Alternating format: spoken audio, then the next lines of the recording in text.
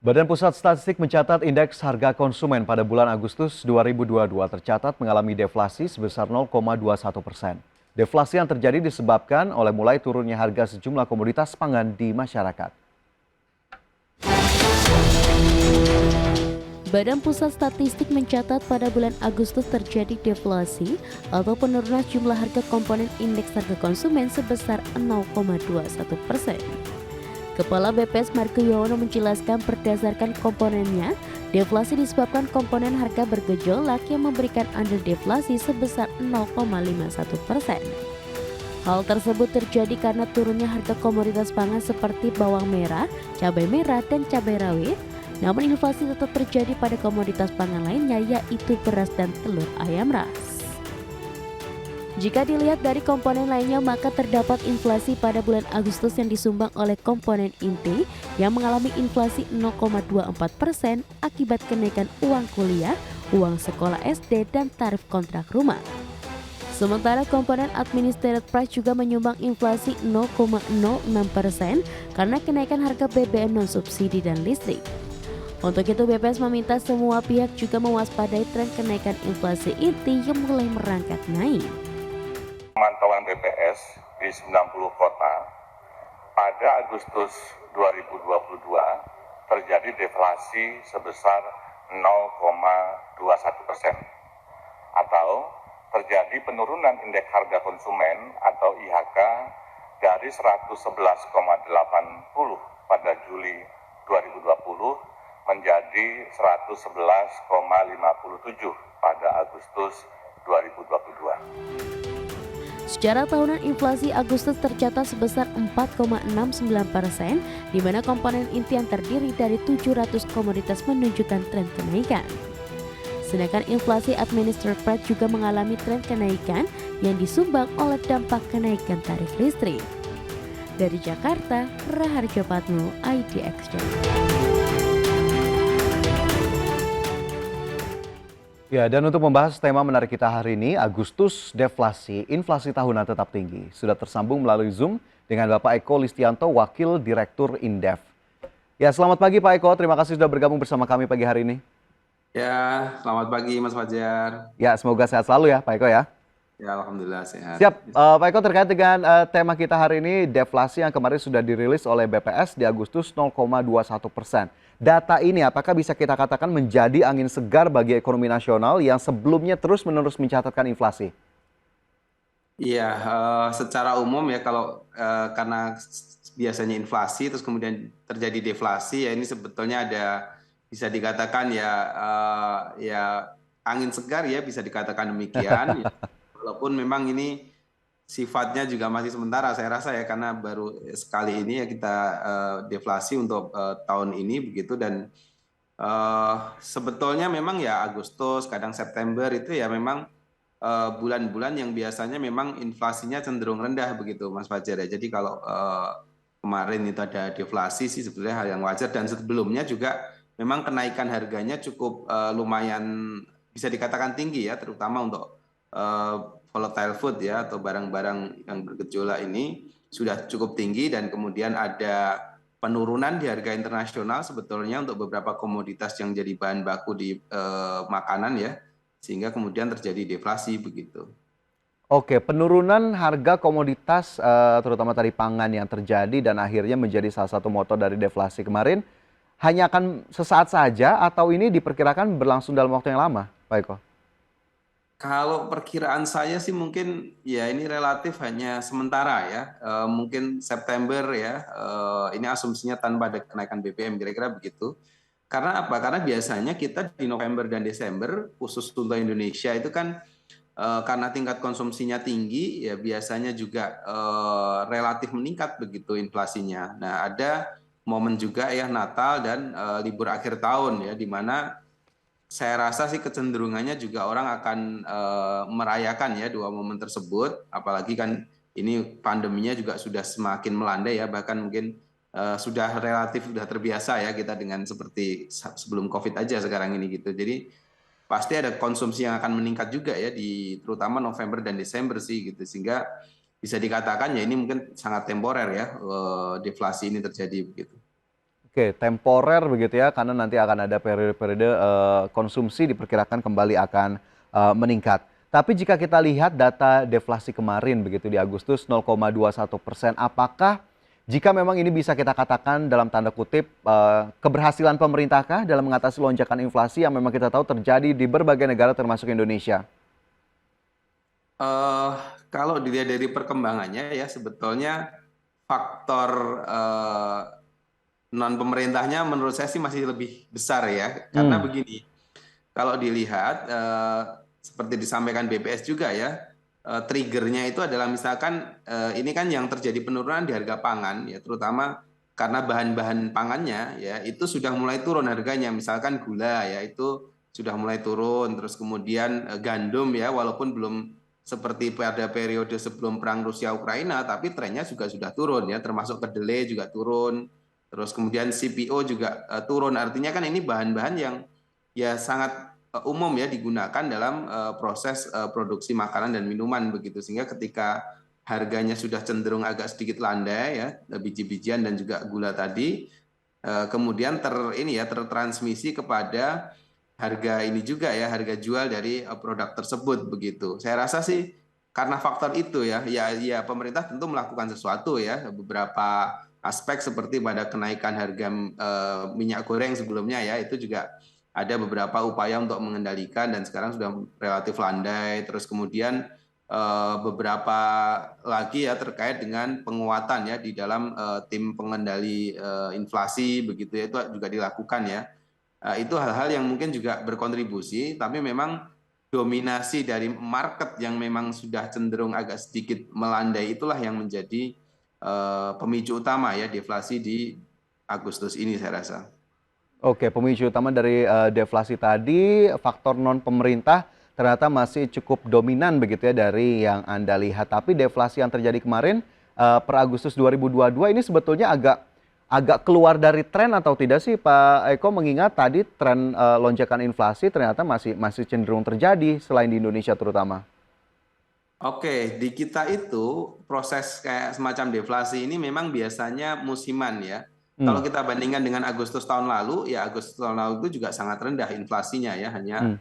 0,03 seingat saya. Jadi kalau kemudian tahun ini itu deflasi itu sebetulnya hal yang bisa dikatakan wajar ya, karena juga kemarin momen Juli dan sebelumnya ya itu kecenderungan harga pangan naik kan cukup tinggi begitu. Jadi mungkin sudah sampai pada peaknya begitu sehingga kemudian Hmm. terjadi pelandaian begitu sehingga terkalkulasi di angka Agustus itu menurun gitu ya, bahkan terjadi deflasi begitu. Walaupun kalau dibedah lagi ya sebetulnya ada ya 11 daerah atau kota di Indonesia yang mengalami inflasi Ya. begitu. Cuma lebih banyak yang deflasi kira-kira kan gitu. Ya, baik itu memang tadi dari data yang terlihat seperti itu. Tapi jika kita lihat, kita bandingkan secara year on year, justru inflasinya tercatat masih cukup tinggi ya di Agustus kemarin. Apa yang bisa kita lihat dari data ini, terutama dari sisi inflasi year on year-nya?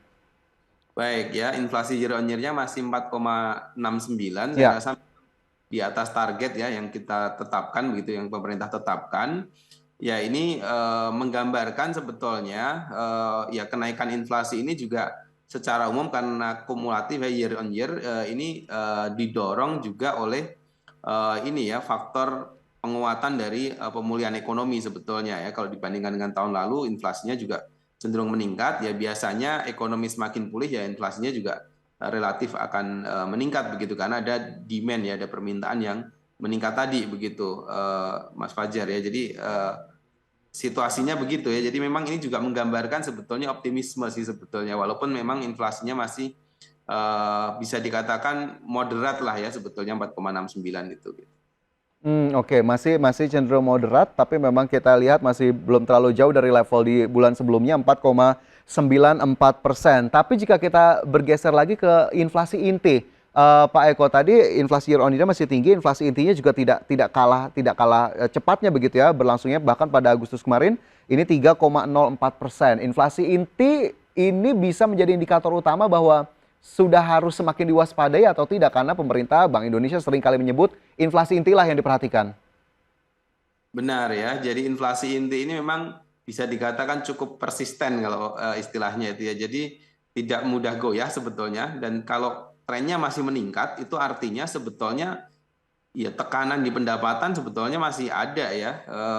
Oke, tadi saya bilang bahwa ini pemulihan terus berlangsung karena aktivitas ekonominya juga semakin kelihatan begitu. Tapi di sisi lain memang ada problem juga bahwa dari aspek inflasi inti ini ya terus dari waktu ke waktu mengalami kenaikan ya, bahkan sekarang mungkin sudah 3%-an begitu. Kenapa demikian? Ya kita harus melihat, jadi komponennya kan banyak ya. Seperti misalkan ya nilai tukar rupiah kita begitu ya, termasuk juga aspek-aspek dari tadi bahan baku ya yang saya sebutkan tadi, ya sungguh pun katakanlah tadi melandai, tapi kan sebagian yang lain nilai tukar kita juga katakanlah di bawah target ya, artinya masih terdepresiasi kalau dibandingkan dengan katakanlah misalkan asumsi makro APBN semacam itu ya. Nah, ini ya menggambarkan secara umum inflasi inti ini ya tekanan sih sebetulnya ya kepada pendapatan masyarakat. Jadi memang pulih, memang cenderung membaik, tetapi memang ada tekanan ya. Ya sebagian besar faktor eksternal penyebab tekanan ini begitu. Oke, tapi adakah level tertentu dari inflasi inti sendiri, Pak Eko, yang memang harus kita lebih waspadai lagi, atau alertnya harus lebih tinggi lagi, warningnya harus lebih tinggi lagi levelnya, atau memang inflasi inti ya di 3% ini saja sudah cukup tinggi sebetulnya? Kalau kita melihat dari sisi perkembangan dari inflasi inti Ya. itu, menurut saya 3% ini harus segera dikendalikan begitu. Artinya ya kita biasanya itu ya hanya di bawah 2 ya sebetulnya ya, dalam beberapa Ya. bulan, katakanlah dari tahun lalu juga begitu gitu. Nah ketika ini konsisten naik ya, itu menyebabkan nanti pendapatan itu terasa sekali ya ketika inflasi inti itu tidak bisa dikendalikan kira-kira gitu. Walaupun sekarang ya sejauh ini kan masih, saya bisa katakan masih terkendali ya di level tadi gitu. Nah berbeda dengan tadi ya yang dua komponen lain ya, inflasi barang bergejolak dan harga yang diatur pemerintah. Nah di harga barang bergejolak ini kan karena deflasi ya kelihatan ya, dari bulan lalu itu double digit, sekarang udah mulai single digit ya, 8,9 sekarang ini begitu. Nah, mudah-mudahan nanti ke depan bisa lebih lagi begitu. Oke, tetap harus diwaspadai, diantisipasi, dan juga meskipun memang masih cukup terkendali di level-level saat ini. Pemerintah pusat mendorong pemerintah daerah untuk meningkatkan upaya pengendalian inflasi yang semakin meningkat. Menko Perekonomian Erlangga Hartarto menyatakan sejumlah daerah masih mengalami inflasi di atas rata-rata nasional dan diharapkan bulan depan dapat turun. Indeks harga konsumen yang mengalami deflasi 0,21 pada Agustus 2022 tetap harus diwaspadai. Hal tersebut mengingat catatan inflasi sudah mencapai 4,69% secara tahunan. Usai rapat tim pengendali pusat dan daerah, Menko Perekonomian Erlangga Hartarto mengimbau ke pemerintah daerah untuk menurunkan inflasi yang tercatat masih tinggi di beberapa daerah. Tercatat inflasi di 7 provinsi masih di atas rata-rata nasional, seperti Jambi yang masih 7,7%, Sumatera Barat hingga Riau yang masih di atas 5%, dan beberapa provinsi lainnya. Untuk itu, pemerintah mendorong rekomendasi atas hal tersebut dengan mendorong perluasan kerjasama daerah, terutama yang mengalami defisit pasokan pangan. Selain itu, pemerintah daerah didorong untuk melaksanakan operasi pasar, pemanfaatan layanan aplikasi digital, pemberian subsidi ongkos angkut, hingga membuat neraca pangan strategis di setiap daerah. Kami telah mengirimkan surat kepada seluruh gubernur untuk memperkuat TPID, dan TPID ini terus menjaga stabilan harga pangan tercermin dari inflasi volatile food yang sudah juga mengalami deflasi sebesar 2,9% month to month atau 8,93 year on year, yang angka ini perlu diturunkan lagi. Erlangga menambahkan pemerintah daerah bisa menggunakan alokasi belanja tidak terduga untuk penanganan inflasi hingga penggunaan dana alokasi umum serta pemberian bansos tambahan. Pemerintah pusat berharap daerah yang memiliki angka inflasi di atas nasional dapat menurunkan inflasinya pada bulan depan di bawah 5%. Dari Jakarta, Raharjo Padmo, IDX. Ya, selanjutnya kita cermati bersama sejumlah data terkait dengan perkembangan inflasi atau indeks harga konsumen di Indonesia. Kita lihat data yang pertama, yakni dari Desember 2021 hingga Agustus 2022. Pada Desember 2021, secara year on year, inflasi 1,87%, Januari 2,18%, Februari 2,06%, terus meningkat bahkan mencapai 3,47% pada April, dan mencapai level yang cukup tinggi pada Juli 2022 di 4,94% secara year on year, dan kemarin pasca rilis di data per Agustus 2022, inflasi secara year on year 4,69%. Kemudian bagaimana dengan pergerakan inflasi inti? Kita lihat ke data berikutnya. Inflasi inti di Indonesia Desember 2021 hingga Agustus 2022. Kenaikannya cukup terlihat jelas dari Desember 2021 di angka 1,56%, kemudian meningkat bahkan cukup tinggi ke 2,6% pada April 2022, dan bahkan di Juli 2,86%, dan di Agustus 3,04%. Sepertinya tidak ada tanda-tanda, belum ada tanda-tanda terlihat sejauh ini. Sampai dengan Agustus kemarin, inflasi inti kembali turun. Ya, kita lanjutkan diskusi kita pagi hari ini bersama dengan Bapak Eko Listianto, Wakil Direktur Indef. Pak Eko, terkait dengan data inflasi yang tadi juga sudah kita diskusikan di segmen sebelumnya begitu ya. Namun di saat yang sama pemerintah justru mewacanakan, jika bisa kita bilang, harga BBM bersubsidi akan disesuaikan harganya karena memang bansosnya sendiri sudah disiapkan dan bahkan segera disalurkan. Ini dampaknya terhadap inflasi hingga akhir tahun seperti apa? Ya, kalau jadi naik misalkan begitu ya, Ya, dan ya. kita juga belum tahu ya berapa persen kenaikannya begitu. Tapi kalau dari hitung-hitungan kami ya, dengan kenaikan moderat ya mungkin sempat juga disonding oleh Komisi 11 itu kan, misalkan Pertalite jadi 10.000, terus kemudian ada juga solar mengalami kenaikan sedikit itu. Mungkin sampai akhir tahun ya kita akan melihat inflasi kita berada di sekitar 6,5 sampai 7% begitu Wow. Mas Fajar ya. Karena ini ada lonjakan karena terutama sebulan setelah kenaikan. Nah, itu biasanya itu cukup tinggi ya lonjakan inflasinya, tapi memang kalau kenaikan dari BBM ini tidak sangat ekstrim, tidak sangat tinggi, katakanlah di atas 50% misalkan begitu, maka inflasinya tidak akan tembus double digit sih sebetulnya ya. Artinya ya sebetulnya quote and quote masih manageable lah oleh pemerintah begitu kalau tidak sampai double digit begitu, karena tadi ya hanya shock di 1-2 bulan setelah kenaikan itu gitu. Setelah itu akan sedikit melandai walaupun juga tetap di atas target ya, karena kalau misalkan 6,5 ya tetap di atas target begitu. Ya, 6,5 tadi 7% hingga 7% begitu ya, namun tidak double digit ini diperkirakan untuk inflasi hingga akhir tahun. Tapi jika kita soroti sedikit saja Pak Eko terkait dengan wacana kenaikan harga BBM bersubsidinya sendiri, ini apakah memang cukup urgent untuk dilakukan di tengah kondisi saat ini, mengingat justru komoditas saat ini sudah mulai mengalami penurunan atau agak melandai harganya?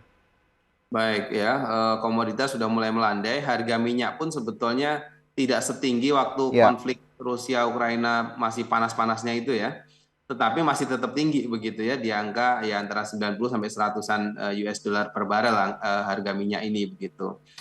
Apakah urgent atau tidak? Kita harus melihat data ya, bahwa kebutuhan atau ke stok BBM kita ya, ketercukupannya itu hanya akan sampai ya dengan anggaran 500 triliunan itu ya untuk BBM ya, untuk energi lah katakanlah begitu. Itu hanya akan sampai di Oktober begitu, sehingga masih ada 2 bulan yang harus ditambah lagi begitu. Nah, pilihannya kan kemudian apakah kemudian dibatasi ya, tapi pembatasannya harus cukup ekstrim gitu ya. Misalkan penggunaannya hanya untuk kendaraan umum atau hanya untuk esensial ini ya, kendaraan-kendaraan yang esensial begitu. Tentu itu opsi yang mungkin belum akan diambil ya, karena tadi ya masyarakat juga pengen menggunakan BBM kan begitu.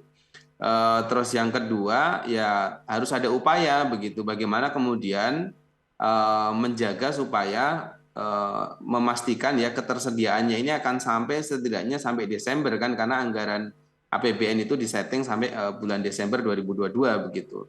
Nah, upaya-upayanya ya menurut saya yang lebih realistis adalah menyesuaikan begitu, tapi jangan juga langsung ke harga internasional ya, tapi level moderat lah begitu, 25-30% begitu. Dengan kenaikan harga itu sebetulnya secara tidak langsung akan juga menekan konsumsi ya, yang saat ini misalkan Pertalite itu 2,4 juta kiloliter per bulan ya dikonsumsi oleh masyarakat begitu, itu mungkin akan turun ya, maksudnya oleh kendaraan di masyarakat begitu. Nah, di Ya, luar itu hanya dengan menaikkan saja tadi ternyata belum cukup Mas Fajar ya. Tetap harus hmm, ada upaya pengendalian. Karena pengendalian. nilainya besar sekali ya tadi peningkatan konsumsi yang akan terjadi ya kalau dihitung secara rata-rata dengan pertumbuhan ekonomi kita 5%-an ini tentu BBM-nya tidak cukup ya untuk Pertalite tidak cukup 23 juta kiloliter begitu. Jadi urgensinya sebetulnya penyesuaian itu dilakukan kenapa sih? Karena ketersediaannya hanya sampai Oktober Ya, begitu. Kalau tidak dilakukan apa-apa, ya nanti akan ada kelangkaan ya. Sekarang aja mungkin sudah mulai terjadi betul. kelangkaan gitu. Ya, karena memang akhirnya sudah terlihat di berbagai daerah, termasuk mungkin kita yang sehari-hari melewati SPBU begitu ya. Jika kita memang berbicara soal BBM, ini antriannya sudah cukup panjang sekali. Tapi tadi saya tangkap dari apa yang Anda jelaskan juga bisa menjadi saran kepada pemerintah begitu ya, Pak Eko, apa yang kemudian harus dilakukan? Tidak hanya satu jalan saja yang ditempuh, tapi instrumen lainnya juga tetap harus dilakukan. Baik, Pak Eko, sebetulnya masih banyak sekali yang bisa kita diskusikan, tapi waktu kita terbatas sekali pagi hari ini. Terima kasih banyak sudah bergabung bersama kami dalam Market Review. Semoga diskusi kita bisa menjadi insight dan terutama masukan bagi para stakeholders, terutama pemerintah yang mungkin saja sedang menimang-nimang apa yang harus dilakukan saat ini. Terima kasih banyak Pak Eko, sehat selalu, sukses selalu untuk Anda. Ya pemirsa, 1 jam sudah saya menemani Anda dalam Market Review. Saya Fajar Wayung beserta kerabat kerja yang bertugas undur diri. Terima kasih, sampai jumpa.